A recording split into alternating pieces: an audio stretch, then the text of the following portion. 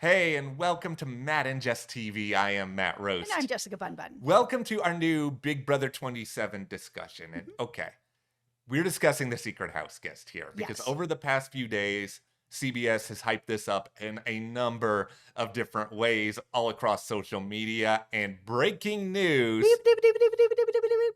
it's Rachel Reilly. Yeah. Or, okay, it's like 99% Rachel Reilly. I mean, Yeah. there's always a chance they could come out and completely surprise us, but Mhm. we've talked a lot about various possibilities in our last couple of videos, but there is just more and more mounting evidence, whether it be on Big Brother social media, on Rachel's own social media, Yep. just various thoughts out there among the community. Mhm. It is going to be her. And obviously, we have a lot to say about this game wise. We have a lot to say about this on a personal level as well. Yeah, I mean, we've met Rachel before, Mhm. really long time ago up in Canada when we were covering Big Brother Canada. She was there. She's a really sweet, charismatic, kind, fun person to be around. Yeah. Like, she just has great energy. So, if it turns out that it is Rachel, I mean, of all the people that they're going to pick, she's just entertaining TV. And I know that it's been out there that oh, the person's going to be really polarizing, and I know that Rachel can be polarizing, but she's also just truly an entertainer Yes. watching her on this show. Now here's my thing, I mean, hard hat on. Okay.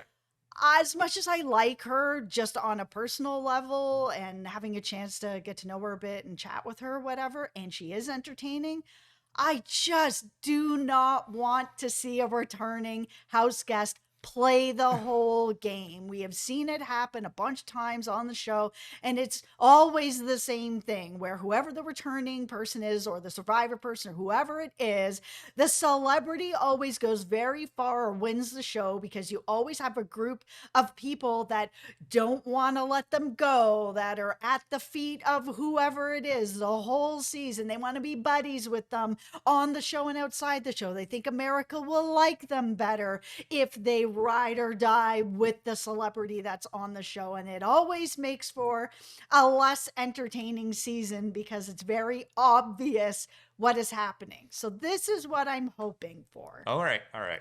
I am hoping for, we know that there's sort of like this, we're going to have the mystery guest. We're going to have, somebody maybe come in with this mystery guest. I'm hoping that this person is just going to get killed off, murdered, because it's a murder mystery theme.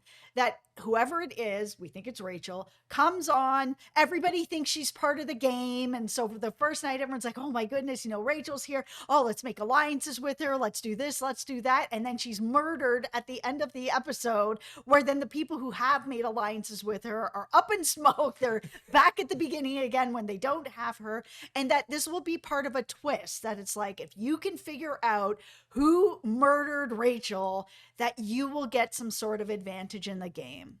I really wouldn't mind that if they go in that direction. Because, I mean, here is the thing. Like, personally, I love Rachel just a lot. She's been very She's great. important to Big Brother. I Yeah. think with this being basically the 25th anniversary of Big Brother as a franchise here in America, like, it's a good idea to bring on somebody who is a real legend. I mean, you can argue as to whether or not Rachel's one of the best players of all time, but I think she's one of the most important personalities the show has ever had. Yes. And to bring her back at this point, like, I will say this, I don't necessarily want a returning player this season, but if it's going to be a returning player, I would rather it be somebody who has not actually played Big Brother in a long time. This is sort of a nostalgia thing. It's like, I really like the band Yellow Card, and maybe that points me as to like an emo boy at a very certain part of like the early 2000s, but it's just like, Yes, it does. what? You love Coldplay. Okay, but when I listen to Yellow Card, it just brings me back to a certain point in time. And Rachel is kind of like the Yellow Card of Big Brother, where, yeah, I know she's done Traitors, I know she's done other stuff, she's been on Amazing, all of that sort of stuff, but we have not seen her play Big Brother since Big Brother 13. It's been a long time. And so that idea of how Rachel would play Big Brother so many years after the fact, if she is actually a full-time player, like if she's actually going to be in the house all season, like that would be interesting to me. I would be fascinated by that. And here is a big qualifier if the season is fair. Get mad at me if you want in the comments, but Big Brother 13 was incredibly slanted to the returning players. You had like the golden key stuff, but then later on in the game, you The had coup de Jeff. the coup No. de Jeff. No, the coup de Jeff in Big Brother 11 is the most annoying twist of all time. Complete, like, okay, Oh my God. there are a number of twists that I consider throughout Big Brother lore as kind of, I don't want to say asterisk winners because you still did a little bit to get there, but Of it course. feels like it's a different game because of that. Whether it is the coup de Jeff affecting Rachel, whether it is Jag being evicted, and then saved, whether it is what happened in Big Brother 8, or even Rachel getting a do-over twist, I think it was No. called, where she basically got to do the same HOH competition that she won really late in the game. Lo and behold, shocker, she ends up winning it again. And it's just, they really slanted things seemingly in my mind towards her in 13. I don't want her to just have a cakewalk to the end. If she's back and she's playing full time, I want her to really earn it. Yeah, I mean, I'm kind of wondering if they're going to bring back somebody like Rachel, that maybe they just feel like they would want her to be the first person that really wins twice. It's possible. Yeah. I mean, if we're gonna have a two-time winner, I mean, I would like it to be somebody who is kind of iconic, a big personality. We've already seen that it's gonna be really hard. If you guys aren't gonna give Dan Yes. Giesling a two-time win, No. if you're in the final two against Rachel, like, the only way I can see them not giving it to Rachel is if that other person is like the most it's just like so incredibly unlikable they can't justify it. Yeah, or the jury is just like, we don't want a two-time winner, we want to give it to somebody new, sort of thing. But then the real issue that just keeps coming in when they're bringing back somebody who's an icon to this franchise is that you've got a lot of people in there that are super fans that want to be part of the crew, that Yes. just, will see her there and want to be her friend and want to be her friend outside the show and be like, yeah, I had an alliance with her, I went to the end, I voted for, like, it's so annoying. It is. Listen, if you are a newbie and you get rid of Rachel, maybe Rachel will be upset with you. But guess what?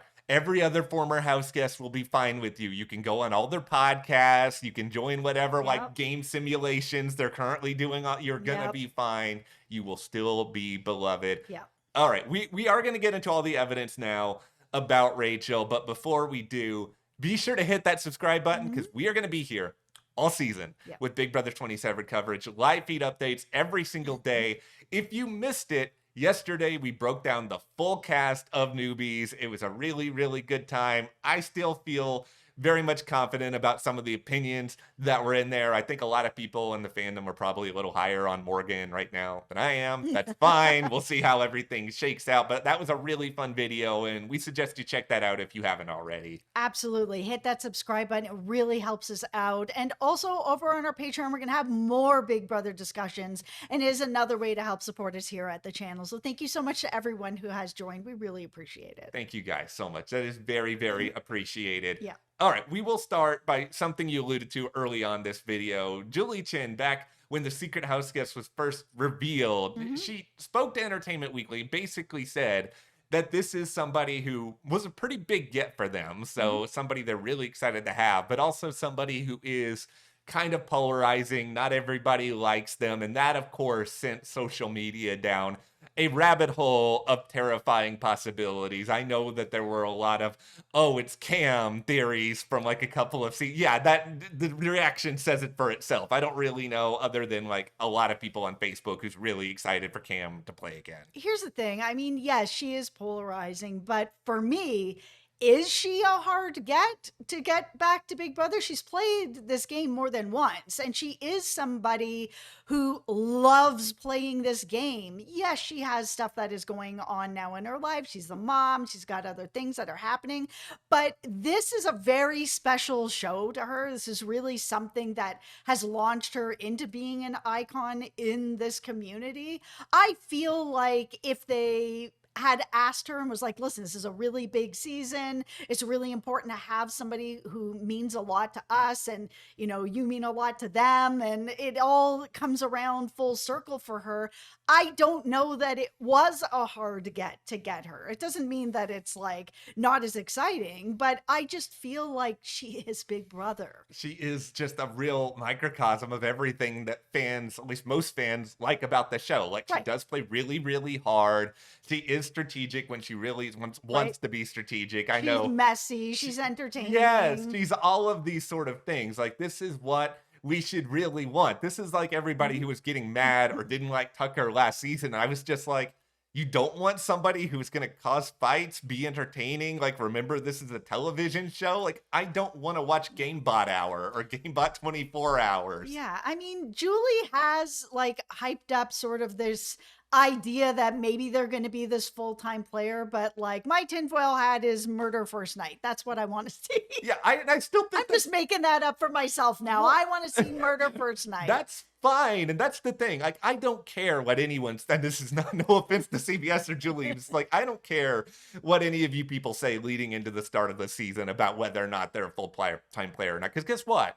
You can lie. People lie in Big Brother all the time. It's just a part. And in interviews all the time, if they don't want to let out a secret, like, oh, they're going to get Yeah. murdered first night. And speaking of lying, let's talk about Rachel's social media here for a moment, because this is something I really, really love, which is anytime a former house guest wants to pretend like they're not going back on Big Brother, they put up all this stuff, they try to throw you off the scent, and whether it's, I don't know, Brendan or Alyssa or whoever else in Rachel's life, like, they're really trying to convince you that Rachel is not on. Like, I've seen her give responses. I've seen a couple of posts on Twitter. I mean, not Twitter. I've seen a couple of posts on Instagram of her on TikTok, of her doing various things. But there's never been a moment where she's just like held up a newspaper that had today's date on it or said something that someone who is outside of sequester would know. She hasn't been out here being like, I'm standing Keanu for the next season of Big Brother, that he's gonna win the game. Yeah, I mean, she's been posting,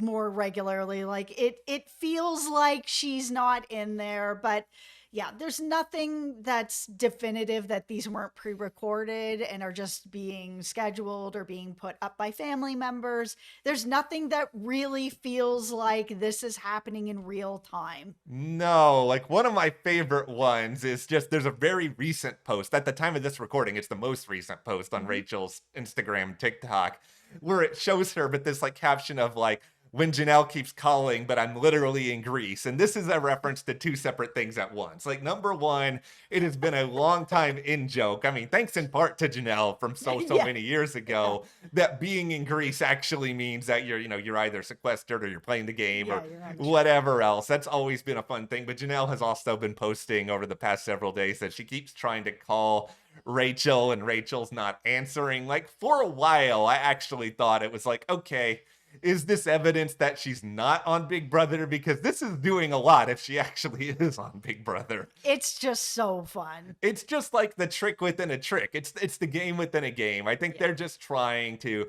have discussion leading up to the start of the season, because like nobody's gonna go in and replace Rachel at this point. I mean, I don't think anyone's obviously gonna just go out and ruin it, but this is just fun. It's just to get people having conversations. Yeah.